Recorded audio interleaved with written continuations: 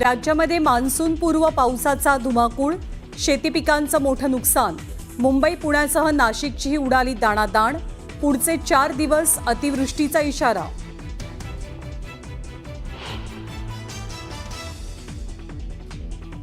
वैष्णवी हगवणेचा शवविच्छेदन अहवाल आणि फोटो न्यूज 18 लोकमतच्या हाती. गळफास आणि वैष्णवीच्या शरीरावरती मारहाणीचे व्रण. वैष्णवीचा मृत्यू मारहाणीमुळे झाल्याचाही अंदाज.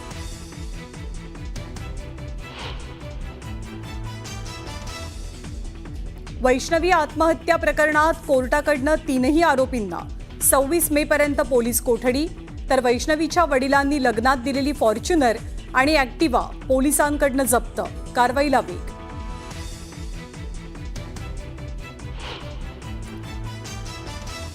$15,000च्या ड्रोनसाठी 15 लाखांचे मिसाईल्स डागले का? ऑपरेशन सिंदूरवरनं काँग्रेसच्या विजय वडेट्टीवारांचा सवाल. तर मूर्खांना उत्तर देत नाही म्हणत मुख्यमंत्री फडणवीसांनी फटकारलं.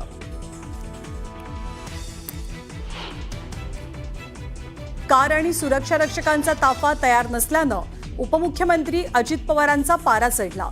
वैतागलेल्या अजितदादांचा मंत्रालयाच्या आवारातनं पोलिसांच्याच गाडीतनं प्रवास. पाकिस्तान हायकमिशनच्या संपर्कात असल्याची यूट्यूबर ज्योती मल्होत्राची कबुली. चॅनलचे लाईक्स वाढवण्यासाठी हेरगिरीच्या जाळ्यामध्ये अडकल्याची माहिती.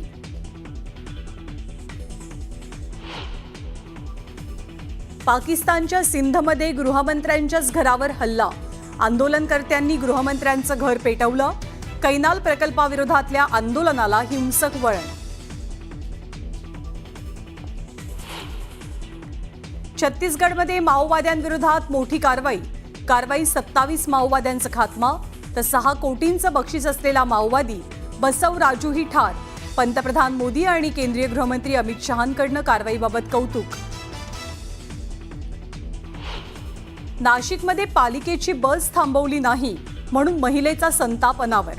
11 किलोमीटरचा पाठलाग करत बस चालकाला जाब विचारला.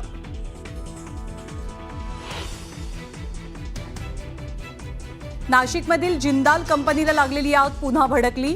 कंपनीच्या प्लांटमध्ये आग पसरण्याची भीती.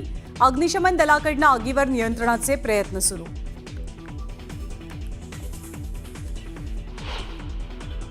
सुद्धा त्यांच्याकडे जाऊया.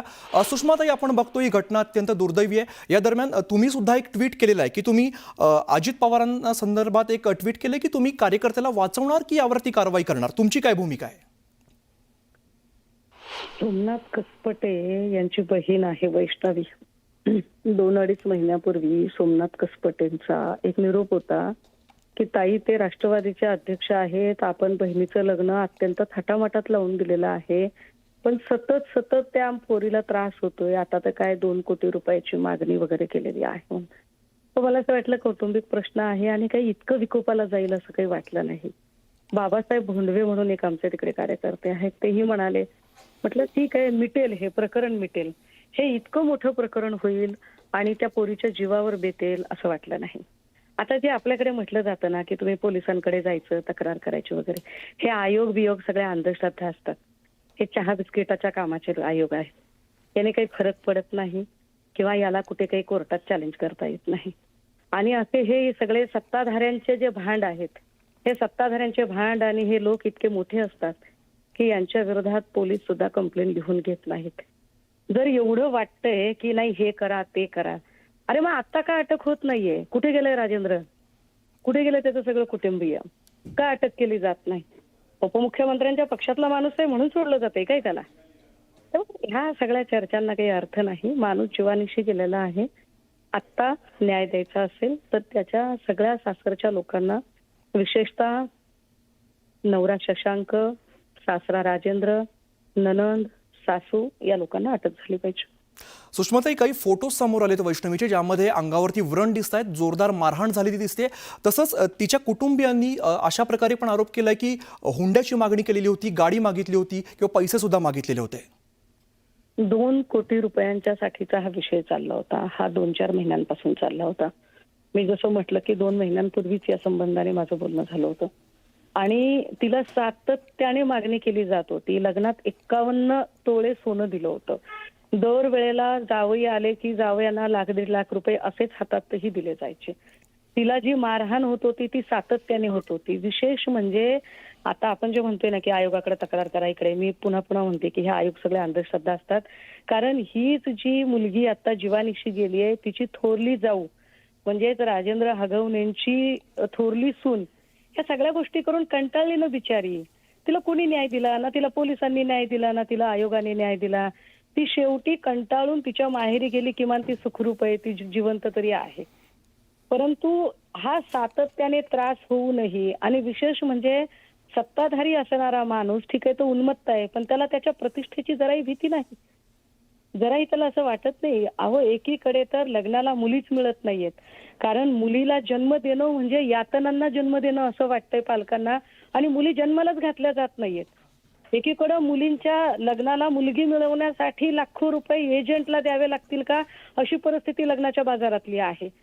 आणि हे असतानाही एका मुलीचं लग्न इतक्या चांगल्या पद्धतीने करून देऊन त्या पोरीला जर तिच्या जीवानिशी जात असेल आणि विशेष की त्यानंतरही त्याला अटक होत नाही आणि वरून सत्ताधाऱ्यांचे लोक नाक वर करून सांगतात की इकडे तक्रार करा तिकडे तक्रार करा, तर ह्यांना काय अधिकार पोचतात? जर तुम्हाला एवढं वाटतंय की खरंच तुम्ही न्याय देणारे लोक आहात तर करा अटक आता. काय त्याला काय जमीन खा गई की आसमान निघल गया? काय झालं काय? कुठे गेला राजेंद्र हगवणे? सुषमाताई, कशा प्रकारे कारवाई झाली पाहिजे, कशा प्रकारे तपास झाला पाहिजे असं तुम्हाला वाटतंय? ही सरळ सरळ हुंडाबळीची केस आहे आणि आम्हाला असं खात्रीनं वाटतंय की त्या पोरीला मारून लटकवून ठेवलं की काय. त्यामुळे तिची एक स्वतंत्रपणे चौकशी झाली पाहिजे. 498 प्रमाणे तर FIR फाटेलच फाटेल, पण सदोष मनुष्यवधाचे गुन्हे सासरच्या लोकांवर दाखल होणं गरजेचं आहे. तातडीने या सगळ्या लोकांची अटक होऊन त्यांचा जो काही PCR वगैरे आहे हे सुद्धा काढणं गरजेचं आहे. आणि यासाठी उपमुख्यमंत्री अजितदादा सत्ताधारी आहेत. जे मी माझ्या ट्विटमध्ये म्हटलं की आपण सत्ताधारी आहात, आपण एका पीडितेला न्याय देणार की आपल्या पक्षाच्या पदाधिकाऱ्याला वाचवणार, हे त्याचं उत्तर त्यांनी आम्हाला दिलं पाहिजे. कारण होतंय काय माहितीये का, हे मी अधोरेखित केलं पाहिजे की पुण्याला पालकमंत्री स्वतः उपमुख्यमंत्री अजितदादा आहेत आणि बीडलाही पालकमंत्री स्वतः उपमुख्यमंत्री अजितदादा आहेत. पण पालकमंत्र्याच्या गावात पालकमंत्र्याच्याच पक्षातल्या पदाधिकाऱ्यांकडून असं होत असेल तर हे गंभीर आहे. मिठानेच खारटपणा सोडला तर अळणीपणा घालवण्यासाठी बघायचं तरी कुणाकडे, असा हा प्रश्न आहे. निश्चित. सुषमाताई, धन्यवाद, तुम्ही सविस्तर प्रतिक्रिया दिली त्याबद्दल. तर आपल्यासोबत रुपाली चाकणकर आहेत, त्यांच्याशी बोलूया. रुपालीताई, आपण बघतोय ज्या पद्धतीने वैष्णवीच्या कुटुंबियांची प्रतिक्रिया येते, तुमची काय प्रतिक्रिया यावर?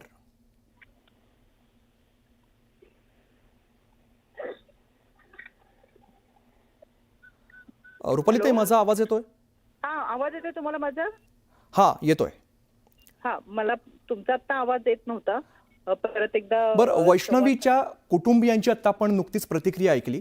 तुमचं यावरती काय म्हणणं, तुमची काय प्रतिक्रिया संपूर्ण प्रकरणावरती? त्यांची पूर्ण प्रतिक्रिया, तुमचा फोन उशिरा कनेक्ट झाला, मला त्यांची प्रतिक्रिया संपूर्ण ऐकता आली नाही. पण यामध्ये जी घटना घडली ती अत्यंत लाजिरवाणी दुर्दैवी घटना आहे आणि खऱ्या अर्थाने आजच्या आपण ज्या पुरोगामी महाराष्ट्राच्या विचारसरणीला म्हणतोय किंवा एकीकडे चांद्रयान यशस्वी झालं म्हणून आनंद साजरा करत असताना तंत्रज्ञानाच्या युगामध्ये आजही अशा पद्धतीने एक विकृतीची लोक राहतात, तर त्याचा मी जाहीर निषेध करते. यापूर्वी या कुटुंबियांच्याच घरातल्या व्यक्तीने, म्हणजे आता खरंच थोडं स्पष्टपणेच बोलावं लागणार आहे, यामध्ये त्यांच्या मुलीनेच तक्रार दाखल केली होती. तर ती तक्रार असे मला असं वाटतं त्याच्या कुटुंबामध्ये प्रचंड मोठ्या प्रमाणात वाद होता. त्या कुटुंबात मुलीने भाऊ आणि भाऊजाईच्या विरोधात तक्रार दाखल केली होती. त्यावेळेस आम्ही आमच्याकडे आलेली तक्रार ही संबंधित पोलीस स्टेशनला दिली होती. पोलिसांना सूचना दिल्या होत्या. पोलिसांनी कुटुंबाला बोलून घेतलं होतं, त्यांचं काउन्सिलिंग केलं होतं आणि हा कौटुंबिक वादाचा विषय होता. तर त्याच्यामध्ये आपण सामोपचाराने जातो, म्हणजे समुपदेशन होणं फार गरजेचं असतं. त्याच्यामुळे आपण याच्यामध्ये काउन्सिलिंग करतो आणि हा कुटुंबातला वाद मिटावा यासाठी त्या पद्धतीचा प्रयत्न आयोगाच्या माध्यमातून झाला आणि त्यावेळेस पोलिसांनी देखील काउन्सिलिंग करून हा वाद मिटवला होता. त्याच्यानंतर आमच्याकडे कोणतीही तक्रार आली नव्हती. दुर्दैवाने वैष्णवीने ज्या पद्धतीने शेवट केलाय आयुष्याचा, तर त्या अगोदर किमान एकदा तरी तिने कुणाची मदत घेणं किंवा माहेरच्या लोकांनी तरी कळवलं असतं किंवा आपण त्याच्यामध्ये संबंधितांना त्या पद्धतीची कारवाई करण्याच्या सूचना दिल्या असतं, तर कुठे काउन्सिलिंग करणं, कायद्याचा आधार घेणं. आणि यामध्ये बऱ्याच ठिकाणी अशा घटना होतात की माहेरवरून हुंड्यासाठी किंवा त्याचा तकादा लावला जातो आणि बऱ्याच वेळा हे आयुष्य संपवणार. पण इतकं मोलाचं आपलं आयुष्य आहे, तर मला असं वाटतं त्याच्यासाठी बरेच पर्याय असतात. पण लहान बाळ बरोबर असताना असं शेवटचं टोक वैष्णवीने नको उचलायला होतं. पण याच्यामध्ये आम्ही राज्य महिला आयोगाकडून सुमोटो दाखल केलं या केसमध्ये. सुमोटो दाखल करून संबंधित पोलिसांना सूचना दिलेल्या आहेत की यामध्ये कडक कारवाई तर झालीच पाहिजे, पण इथून पुढे ह्या अशा घटना घडू नयेत. बाहेर एक वैचारिक भूमिका दाखवायची, एक राजकीय प्रतिमा दाखवायची आणि आतमधून इतकी मोठ्या प्रमाणातली विकृती आहे, तर ती विकृती टेचायची आहे. त्याच्यामुळे याच्या विरोधात कारवाई होईल. राज्य महिला आयोग याच्यासाठी पाठपुरावा करत आहे. बरं, रुपालीताई, वैष्णवीच्या जे नातेवाईक आहेत तिच्या घरच्यांनी अशा प्रकारे आरोप केला की तिला मारहाण करण्यात येत होती. तसंच हुंड्यामध्ये बऱ्याच गोष्टी मागितलेल्या होत्या, एक गाडी असेल किंवा चांदीची भांडी, अशा प्रकारचा आरोप तिच्या घरातल्यांनी केलेला आहे. याच्यामध्ये हे बघा, हुंड्याच्या विरोधातला कायदा आहे. आम्ही कायम सांगतो की जसा बालविवाहाच्या विरोधातला कायदा आहे, हुंडा विरोधी कायदा आहेत आणि गर्भनिधन चाचणीच्या विरोधातला सुद्धा कायदा आहे. हुंडा देऊ नका आणि हुंडा घेऊ नका. ज्यावेळेस हुंडा मागितला जातो ना, तर त्या लोकांना हुंडा नाही भीक द्या, कारण की त्यांना मुलगी नको असते, भीक हवी असते. मग आपली मानसिकता कुठे? जर कायदा असून सुद्धा आपण हुंड्याचे पैसे का देतो? किंवा त्या समोरची लोक इतके घाणेरडे आणि लाचारासारखे पैसे मागत असतात, हुंड्यासाठी वस्तू मागत असतात आणि आपण सुद्धा त्यांची मानसिकता पूर्ण करण्यासाठी ते पैसे वगैरे हुंडा पुरवत राहतो. याच्या विरोधात कायद्याच्या चौकटीतूनच ही मानसिकता आहे. जिथे हुंडा मागितला जातो त्यांना मुलगी नको आहे, त्यांना हुंडा हवा असतो. ही विकृती आहे लोकांची. आणि त्यावेळेस आपल्या लक्षात येतं की त्यांची हाव किती मोठी आहे, त्यांचं पोट भरणारं नाहीये, त्यांची लालसा फार मोठी आहे. त्याच्यामुळे त्याच्या विरोधात खऱ्या अर्थानं आपल्याला लढायचंय. कायद्याची चौकट आहे, कायद्याची भूमिका आहे, कायदा आहे, त्याच्यावरती गुन्हा सुद्धा नोंद होतो. आणि म्हणून मला असं वाटतं, आपल्या माध्यमातून मला महाराष्ट्रातल्या मायमाऊलींना आवर्जून सांगायचंय की जिथं कुठं अशा पद्धतीचा हुंडा मागितला जातो, हुंड्यासाठी बेटक्का मोडल्या जातात, हुंड्यासाठी लग्न मोडले जातात, तर ती विकृती आहे. त्या विकृतीच्या विरोधात लढा, त्यांच्या विरोधात गुन्हा दाखल करायला सांगा पोलिसांना. पोलीस कारवाई करतील. आणि आम्ही लढतोय याच्या विरोधात, बालविवाहाच्या विरोधात लढतोय, हुंडाबळीच्या विरोधात लढतोय, गर्भनिधन चाचणीच्या विरोधात लढतोय. कायद्याने आपल्याला संरक्षण दिलंय, कायद्याच्या माध्यमातून आपण जायला पाहिजे.